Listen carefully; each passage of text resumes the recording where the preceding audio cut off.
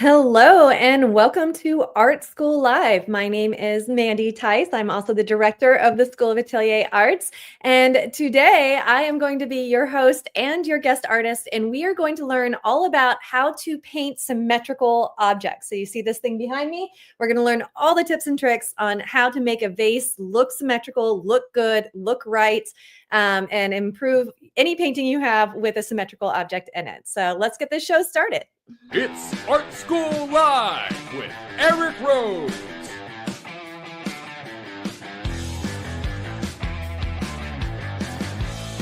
Now, here's your host, Eric Rhodes. You may have noticed that I am not, in fact, Eric Rhodes. My name is Mandy Theis. I'm the director of the 𝗧𝗶𝗽𝗀𝗀 Arts, and I am subbing for Eric while he's away on one of his many art adventures. And today we're going to talk about how to paint symmetrical objects because sometimes people have these like beautiful florals or these beautiful still lifes, and then the symmetry is what kills the whole thing. They kind of mess it up a little bit. So we're going to be talking about all the hard things today. We're going to be talking about the symmetry of an object, how to think about it while you're drawing it to make sure that you don't do anything wonky. And then we're going to also address our arch nemesis, the ellipses, right? Because this is a round object behind me, and we have ellipses here. So we're going to talk about all these things, how to maintain the asymmetrical object while you're painting it, because it's going to get away from you at some point, and the ellipse situation. So if you've ever struggled, let me know in the chat. If you've ever struggled to make round things look round, or struggled with your ellipses, or cast shadows from your round objects, let me know in the chat, because I had a student who trained with another teacher who once used this phrase, and that 𝗍𝗶𝗽𝘀 will sink your shipsies, right? And I'm not totally sure on the root of that phrase, but whoever came up with it is a genius, because it's absolutely true. 𝗍𝗶𝗽𝘀 will sink your shipsies. All right.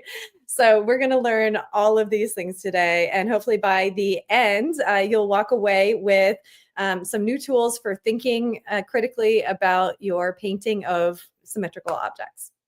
Okay, so without further ado, let's jump into it. I do want you to know that I was listening in the chat the other day when you were like, paint bigger, stop doing so small. So I picked a big vase and I got a bigger canvas. So hopefully this is a better viewing experience for everybody today.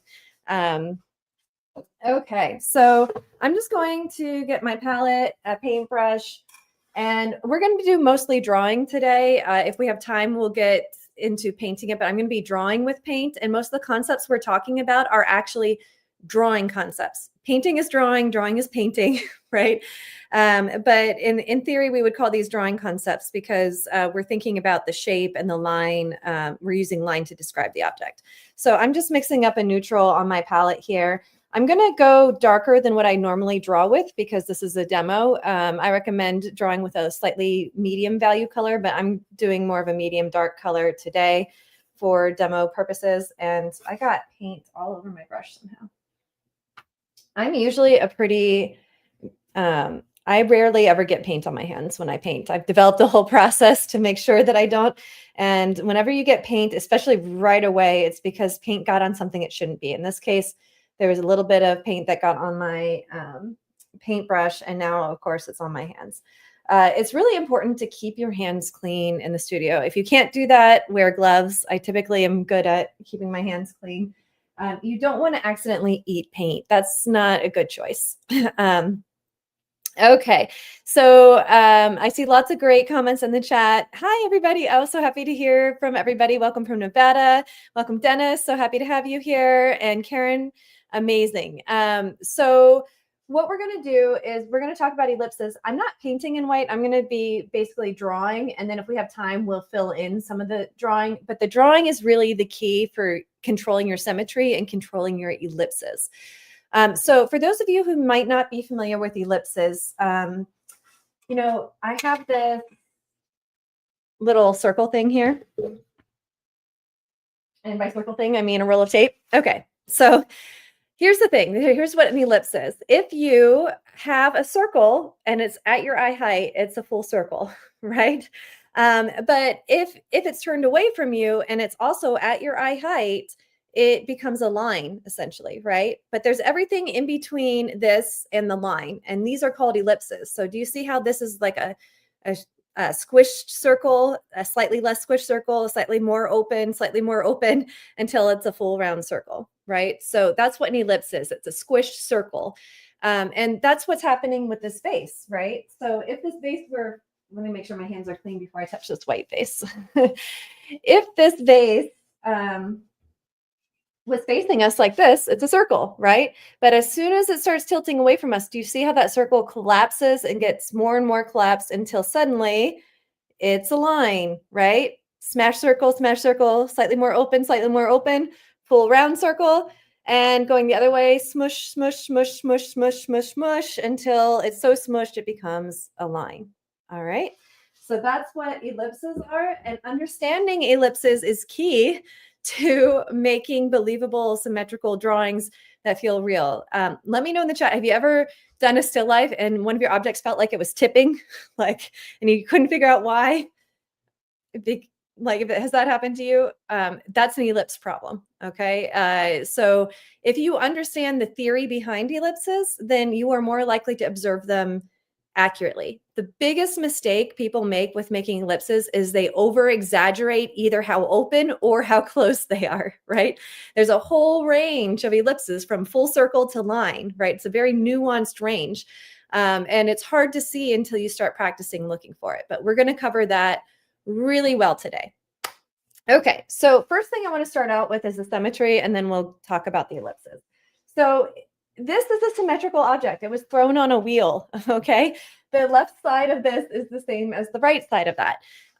So what we want to do is make sure that anytime we add something to one side, we think about its counterpart on the other. So I'm going to start by making the line of symmetry for this vase, okay? So I also have you guys extra close today, so I'm slightly off to the side and I'm painting a little awkwardly today. So if I step in front of the camera or whatever, make sure to let me know. Okay, so I'm going to paint this vase in the middle of my page here, and I'm just going to start with a line, and I'm going to indicate the bottom and the top, okay? This is my line of symmetry. Everything that I do is going to be based off of this. Okay, so I see I see somebody in the chat has unfinished still life painting that has lots of ellipses. This is the perfect lesson for you today. We're going to get you all straightened out. Okay, so I have a top and a bottom, and I see that my vase is widest at a certain point, but where do I want to put that? So if I'm looking at the widest part of my vase, it's here, right? But, you know, when you're drawing or painting, sometimes we have a tendency of putting it exactly in the middle, but that's not where the widest part of this vase is. So I like to use a 0 to 100 system to kind of help describe where this belongs. So what I mean by that is here's the center line of our, I'm going to make it so it's the center line from your point of view. Here's the center line of our vase, right? If the bottom is 0, and the top is 100, where would the widest part of our vase be? And when I'm looking at this, I'm feeling like maybe 65% of the way up is where the widest part of our vase would be. So what I'm going to do is I'm going to mark, okay, maybe 70% of the way up would be about here. So I'm just going to put like a little cross section here. And this is going to represent the widest part of my vase. Now, remember that everything we do to the left side has to be the same on the right side because it's a symmetrical object. Right now, my right side is bigger than my left side. So I want to, you know, make sure that I'm going to measure the end of the line to the center line, and same on the other side, and make sure that they are the same length, because anything that happens to one side has to happen to the other when we're dealing with symmetrical objects. Just being consistent about anything to the left, to the right, will automatically improve the symmetry of your vases. They'll stop looking tipped. They'll stop looking squished. Just don't ever just work one side. That's the mistake students make. They think around with one side at the expense of the other. And then the widest part of the vase on this side is up here. And then the widest part of the vase over here, ends up in a different place, right? But if you always think what you do to one side, you have to do to the other, you'll avoid those types of mistakes. Okay. So I now have the widest part. I know that my mouth, is going to be a little bit wider. And again, I'm checking one side to the other, make sure that they're even. The bottom of my vase is actually a little skinnier than the top mouth of my vase. So I'm going to indicate that, again, measuring to make sure one side is the same as the other. And again, I am working very dark today because this is a demo. I recommend using a medium value, not painting quite so dark, because these marks are, especially because we're painting a white vase, these are quite dark marks for this, but it's a demo, so we're going to do it this way. Okay. So do you see how we set ourselves up with like this roadmap? We know where we're starting. We know how wide we get. We know how shallow we get. There's one more check that I want to do before I get to the drawing. And I want to make sure that the overall proportion of my base is accurate. And what I mean by that is that I want the width to be the right proportion to the height. My favorite way to check my proportions is to take my height, and so here's the overall height, and I'm going to put my thumb at the tallest bit and just rotate it sideways, right? So the width is about 75% of my height. I'm going to do the same thing here. Here, my height is here. My width should be about 75%. It looks like my width is a little narrow, that I could make my vase a little bit wider. So I'm going to go ahead and widen it until it's about 75%. So I'm going to bring it out a little bit this way. And of course, whatever I do to one side, I have to do to the other. And I'm going to double check that both are the same distance from my center line here. Now I'm going to check again. I said that the width is about 75% of the height. And now we're much closer to that ratio. We could even go maybe just a touch wider, maybe. I think just a touch wider. Okay, so I'm just going to pull this out a tiny bit more and do one last check. Dum, dum, dum. Okay, that feels like 75% to me. Okay, so any questions so far about how we are going, anything we do to the left side, we do the right side, that we are, looking for our proportion to match what we're observing. And we're paying attention to where the widest part of the vase is. The habit that most students have is they'll put it in the middle because we're humans and we like to make everything, organized, but it's not. We need to know how far up that's going to be. Okay.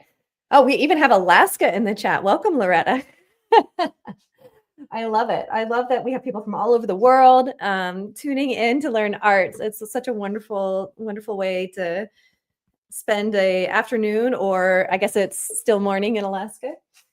Okay, so now that I have this, I'm going to start adding my curvature in, using this as a guideline. But again, anything I do to one side, I'm going to do to the other. So as I describe the curve here, I'm going to repeat it here. As this vase lid comes in here, I'm going to repeat on the other side. And I'm going to periodically check to make sure that they're equidistant, because as you start adding things, that's when your drawing starts getting away from you. All right. And again, I'm drawing super, super dark here. Okay, so we have this, it kind of comes out.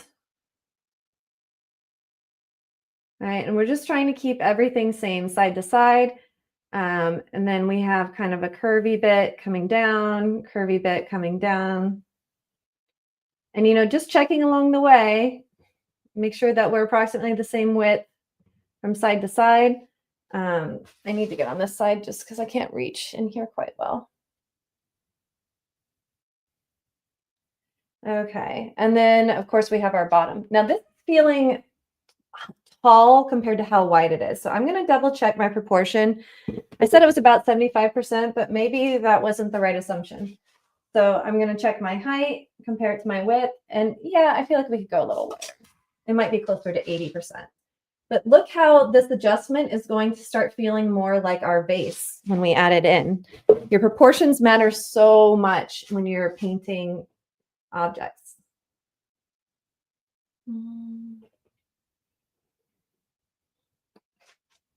Get on this side.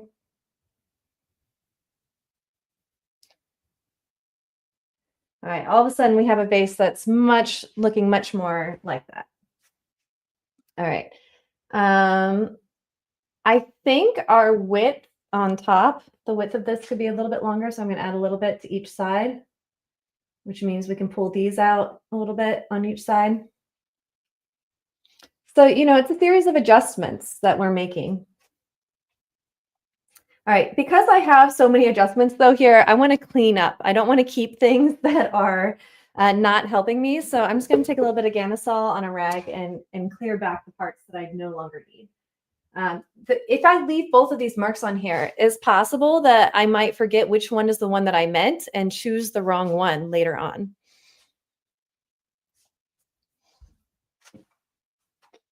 And I see lots of people commenting in the chat about, the different kinds of ellipses that you might have, in different paintings. And I mean, there's all sorts of ellipse challenges, and we'll definitely get into that shortly here. So I'm just trying to clean up. And of course I painted so dark that I need a couple attempts here.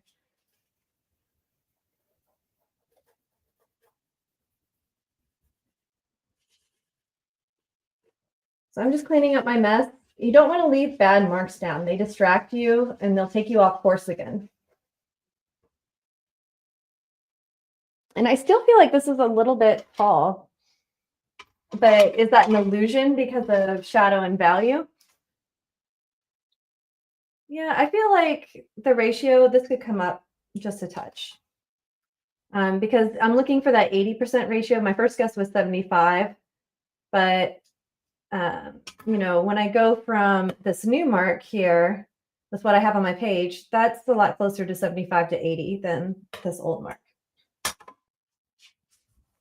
All right, so do you see how it's really worth taking your time? Right, like we've been talking for what, 15 minutes now, and we have 1, 2, 3, 4, 5, 6, 7 lines down, maybe, right? But it doesn't matter how fast you go, and it doesn't matter how many lines you get. What matters is that you have the right lines, right? That's not going to do you any good if you start with a drawing that's disproportionate. Okay.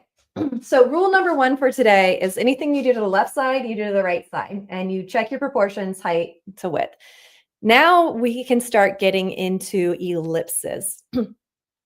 So we have excuse me. Oh, I was so excited about ellipses, like I caught my breath in my throat. Sorry. Okay, so, we're going to start working on the ellipses. So we have a top, a bottom, we have some of our width here. Now we talked about this a little bit, but I'm going to make a little slide drawing over here. So pay attention because this is important. The most important thing about ellipses is understanding where you, the artist, where your eye height is. Okay, so if I were sitting, my eye height would be a lot lower. If I'm on my tippy toes, my eye height is a lot higher. But at your eye height, the ellipse is a solid line. This is what an ellipse looks like if it were exactly at the same height as your eyes. So if you're standing in front of your still life, if there is a circle that's exactly at the height of your eyes, it'll look like this. Now, if it goes above your eyes, you start seeing the underside, right? So if it's a little bit above you, all of a sudden this ellipse starts to open up just a little bit. Let me get, I need more paint. Hold on.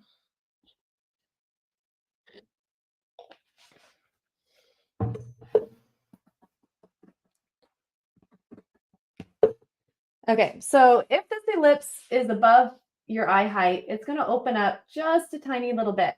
And if it's really, really high above eye height, it's going to get more and more open, okay? Until it's so far above you that you're seeing the entire underside as a full circle. The same is true as it goes lower from your eye height, right? So as this gets lower, we start seeing a little bit of that ellipse, a little bit more, a little bit more. Okay, so, here we might be seeing just a really skinny ellipse, and then it's going to open up. And then the further away from our eye height it gets, do you see how the circle opens, opens, opens, opens? All right, this is really important to understand, okay?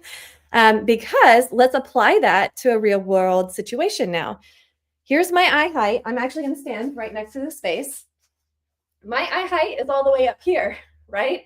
Which means the top of my base, which is down here, I'm going to see a little bit of that ellipse. And not only that, but the bottom of the base is way, way, way down here. Look how much curvier the circle is going to be down here than it is up here. The number one mistake I see students making when they are drawing and painting symmetrical objects is that they will make this like super open, right? Like really open, and this like almost flat, right? But do you see how that's causing it to tip forward? It's breaking it, okay? Because it's breaking how the rules of what's curvier when work. So this has to be less curvy than this. This has to be more curvy down here than this. It's just that we're not typically seeing the back part of this ellipse. We're only seeing the front part of this ellipse. So let me attempt to draw them in. Let's see here. Sorry, I like brought you guys up close and I'm having a hard time finding my, all right. So I'm going to use dots for the back because this is the part that's hidden, but the front of this is actually quite curvy, right? So it's all part of one ellipse, but this is pretty curvy down here.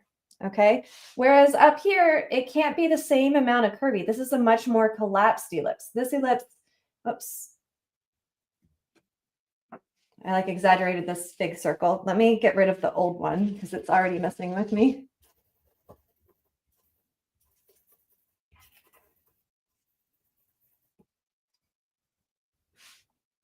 All right. So this ellipse here has to be less open than the one on the bottom, right? So we're going to make it way less open.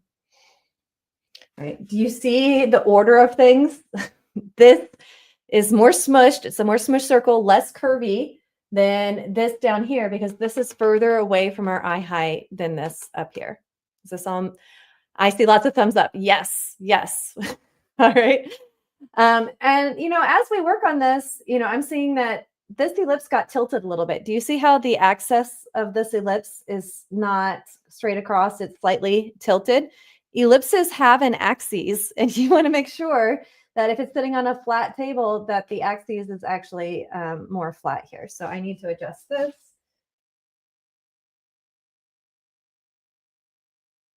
All right.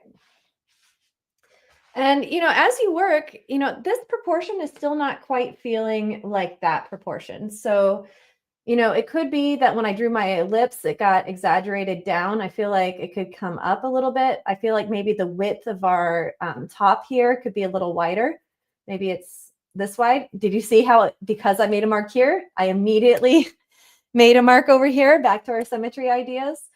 And, you know, measuring side to side here. So I'm going to open up this ellipse a little bit. Or not open it, but rather enlarge it.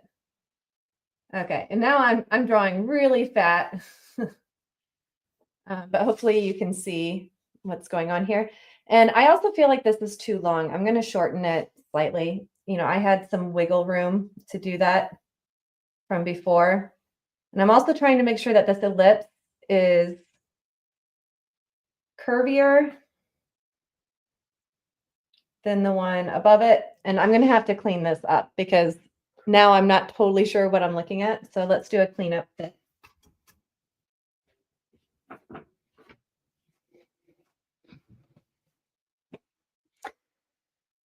Do you see it, like how much thought it takes? A lot of times people put a vase or something in because they think it's going to be easy, but it's not easy, right?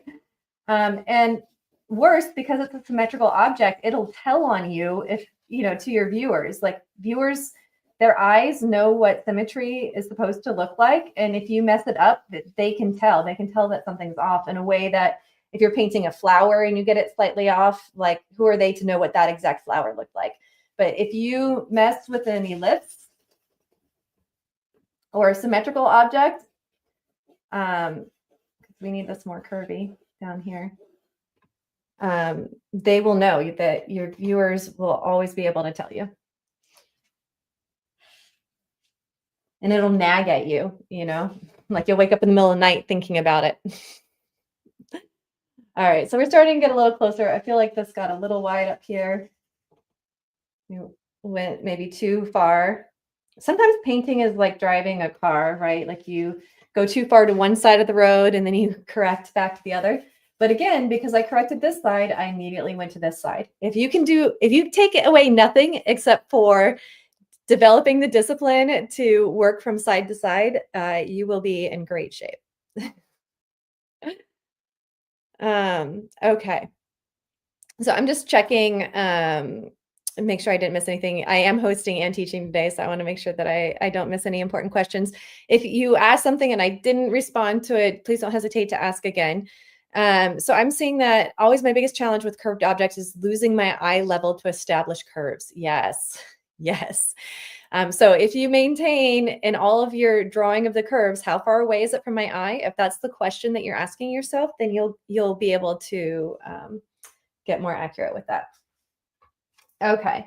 I'm feeling like, do you see how the curve of this feels like it's peaking here and the curve of this feels like it's peaking a little bit lower, right? That's not symmetrical, right? And my eye is getting caught on that. So I'm going to go ahead and pull this down just a little bit.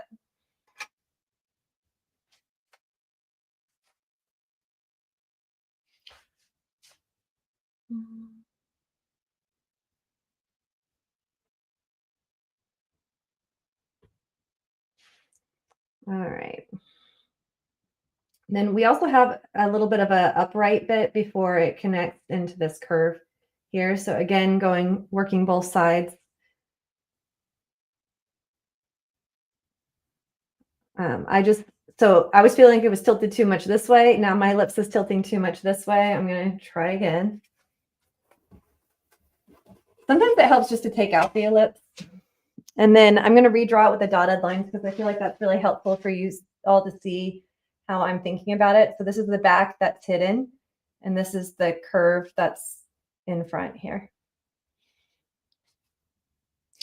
It's still a little bit.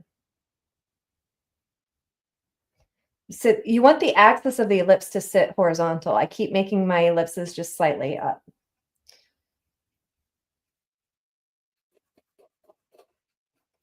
Okay, so ellipses are a battle that you'll fight your entire painting career. If you ever read like old master journals, you know, like you'll see whole entries on, oh, if only the ellipse hadn't ruined my painting, or like critiquing their friends' paintings, like, oh, it was great except for the ellipse, right? It's like a constant thing that even really experienced painters battle with all the time. Okay. Okay. I'm just checking the chat here. Okay. Well, good. I'm Susan's saying it's nice to see the pros go back and forth too. Yeah, it's a never-ending battle, ellipses. I told my friend right before I came on that I was going to be teaching ellipses, and she's a painter too. And she's like, why would you do that to yourself? Like, why are you going to go live on TV and do ellipses? Like, that's the worst idea you've ever had, Mandy. And like, I wasn't afraid of it until she said that, right? But you know, if we as professionals hide our struggles, then I think it really does a disservice to our students because you know, I didn't wake up painting ellipses one day. I learned how to paint ellipses, and I learned how to paint ellipses by going through this process that I'm sharing with you. And no, it doesn't work the first time every time, right? It's an adjustment. It's a back and forth. And Dennis is saying, this is why I don't paint vases. That's one way to go about it, avoidance. It also helps too, like today we have a naked vase, right? But usually there's flowers that are interrupting some of the ellipse, and that gives you some leeway, you know, right? Like if leaves are hanging down, you know, over your jar, then it obscures part of it, and then the symmetry doesn't have to be as perfect, right? So I like how sneaky you all are, right? Like, you know what's up. Okay, so we're slowly eking in on this vase, and now we can get more specific on this vase shape. So we've established the symmetry, we've established the rough proportions. This is still feeling a little crooked to me. There we go. I'm also doing this from the side because if I stand right in front, I'm blocking you guys. So I'm doing a little bit of a teaching learning experience here today too. I'm not quite satisfied with this rate of curve. Like I feel like it's going out too fast, that maybe the widest part is dropped just a little bit lower than I had it. I feel like it's like here than my first guess of up here. So I'm going to adjust that and see what I think.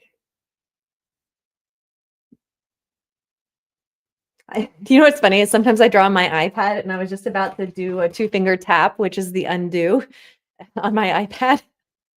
It's like, oh, I'm painting analog today. I'm not totally sure. I don't hate it, but I'm not sure about it. But let me get the other side in, because of course, whatever we do to one side, we want to do to the other. And let me just double check that my widest bits. Okay. I feel like this could be a little puffier. This is getting dangerous because I now have like 3 lines. So I really need to clean this up. Otherwise, my eye will see the right line, but I will not know which one is the right line. And then that's a recipe for disaster. I see I'm getting teased about my iPad undo.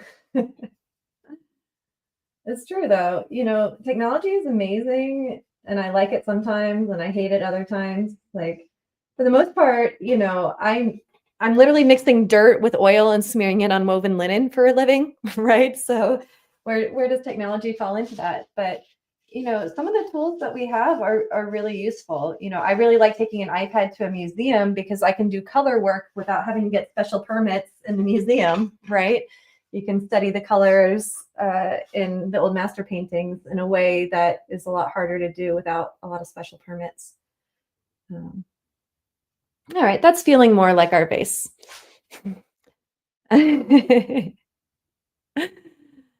Barbara's saying that the 2-finger tap made her laugh because she tried to enter your house with your car fob more than once. Yeah, right. It's true. We've all been there. You know, technology is a part of our lives, whether we want it to be or not. Okay. All right. So I'm feeling much better now that we're, you know, getting in on the shape. I just want to double check. You know, it feels like this needs pushed out just a touch more.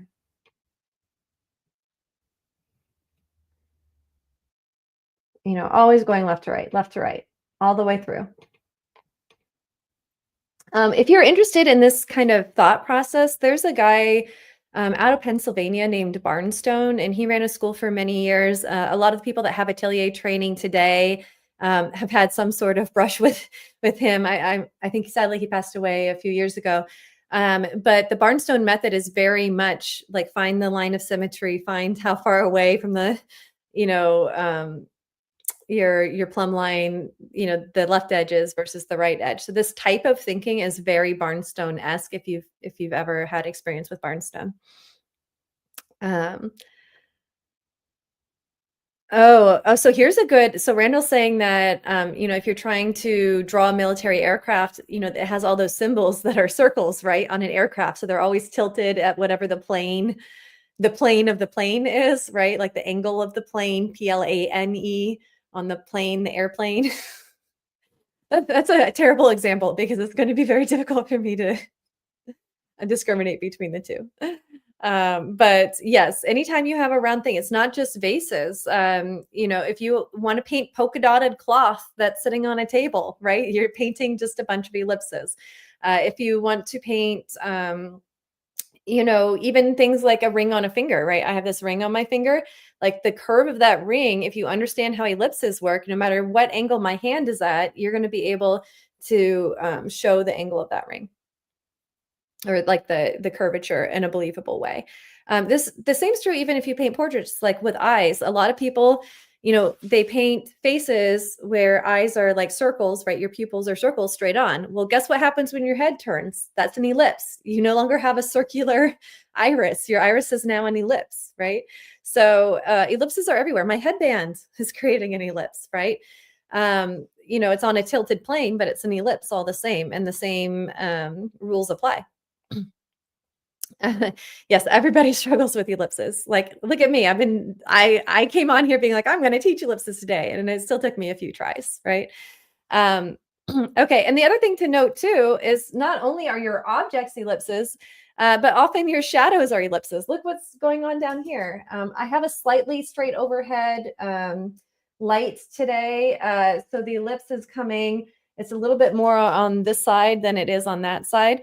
But we have an ellipse, right, that we can draw just on the base. Okay, so I'm seeing a couple questions come in. Does it help to create the widest point of the base, the ellipse shape? Oh, where the light and shadow are divided? So that's getting into a whole other set of skills that we don't have time for today. But yes, if you do have a round object, often your light source is going to cut through, on an ellipse of some kind. But that's beyond our pay grade for today. Oh, okay. And Linda, don't get in trouble because you're sneaking out of work to watch art school. Okay. All right. So let's deal with the ellipse down here. So there's actually two ellipses because I have two light sources because I am installing a shade and it's only half installed. So the root cause of my double ellipse today is a light problem. So I'm only going to focus on the one. So you're actually seeing two. This is the shadow of the second one, but the main one is coming in just a little bit here and then out and around here. So we're going to deal with just the main ellipse.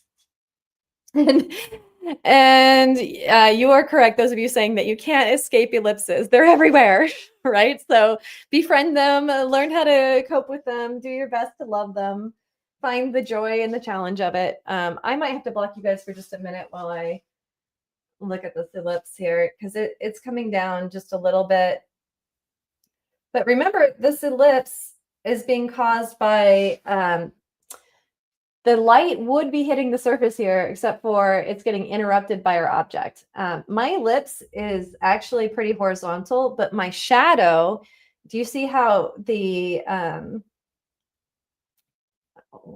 what did I just call this? The, when it's not like this, it's like this.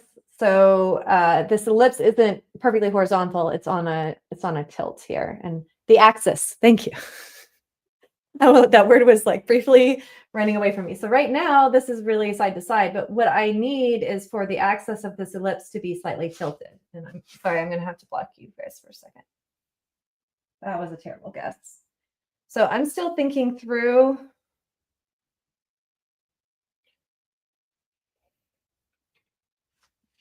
Okay, so we're starting to get more of an axis, but this is a mess. This is confusing me. I just need to clean up everything here. Messes are your enemies with ellipses. If you have a mess, you'll never find the ellipse that you intended because you're going to be distracted by all the not ellipses, all the bad ones that you didn't mean to put down. So let's just clean up a little bit and start again.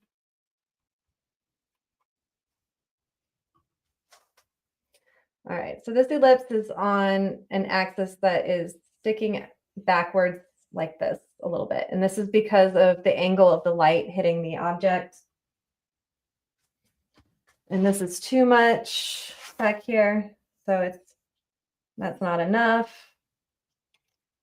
We're just going to play ellipse game all day today. Sometimes it's like whack-a-mole, right? Like not that one, and then you finally find the one. But it should feel like it's connecting all together, right? So, you have to see through your object that it's casting in order for it to read the way you intend it to. Okay. Okay, so this is still a little big here. I'm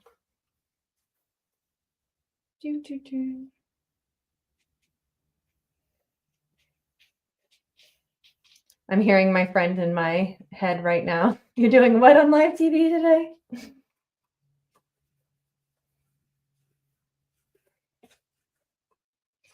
Right. And sometimes what's also really helpful is if you just put in a little bit of value. We call this a false value. But sometimes, especially with shadows, it's just easier to see the shape when they're filled in because it tends to be such a dark value shape. Okay, and we still need to tilt this axis up a little bit.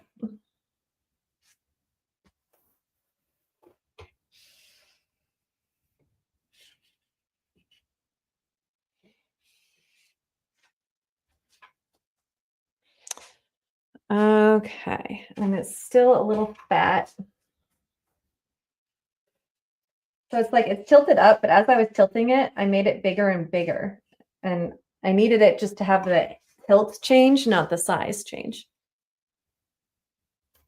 Now I'm just going to restate what I have for clarity.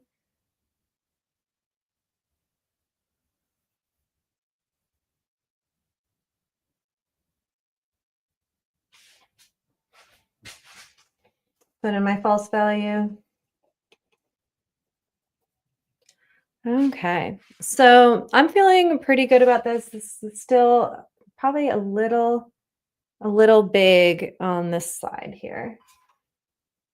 So I'm happy with the tilt. I'm happy with how open the ellipse is, but it's just a little big on size. The proportion got a little bit big.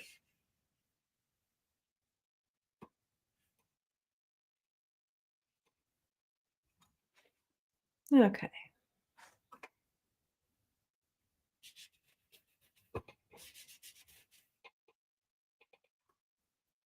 So, you know, if you erase something back that you wanted to keep, make sure to restate it.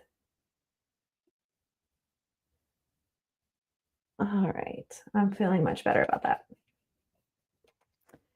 Okay, all right. So just to review a little bit of what we did today, we checked our proportion. We adjusted it a few times. We worked from a center line, making sure our left side matched our right side. And then we really talked about the ellipses, right? Like this has to be more curvy than the ellipse up here because this ellipse is just a little bit below our eye height and this is a lot below our eye height, right? And that's always true. So no matter where you are up and down on a canvas, you should always know how curvy your curve is, because if your eye height is up here, you know that as you go down your canvas that there's a hierarchy. And if I were to put a straight line, like if this bottom here were a straight line, and that's something that students do all the time, they make this a straight line, all of a sudden you're saying that this part of the vase is higher than this part of the vase that we have a curve on. And that's what creates that tippy feeling that doesn't make sense to us. Okay. And I see some of you are feeling very good about yourselves, and I am happy to take credit for that. Yes. Okay. So I think that's a good stopping point for today. I do have some great news for all of you. So I have a gift. You can download the free video, 97 Incredible Art Secrets. Go to 97artsecrets.com/ASL. And if you haven't signed up for Digital Painting Live, we were talking about this earlier, right? When I was like trying to undo, but Digital Painting Live is this amazing new thing that they're doing. And it's so affordable. It's only $47 to go. And we're talking like the best of digital painters are going to be there. People that are working in the movie industry, the animation industry, just some really incredible artists. And because they're launching it, they're offering this crazy good price. Like for $47, you can literally learn with some of the best digital artists in the world. I am so excited for this. I'm definitely going myself. So that's June 14th, 2025. And you can learn more at digitalpaintinglive.com. And don't forget to subscribe to this channel at Art School Live on YouTube and at Eric Rhodes on Instagram. And for those of you who are joining us, we're actually streaming to my YouTube channel, the 𝗧𝗶𝗽𝗀 Arts as well today. So I encourage you to check it out and join that channel as well. You can follow me on Instagram at Mandy Fine Artist if you'd like to see how this and other paintings develop over time. I've gotten really good at posting my updates there. So I hope to see all of you again soon. Thank you for coming today. Happy painting, everybody, and good luck with your ellipses.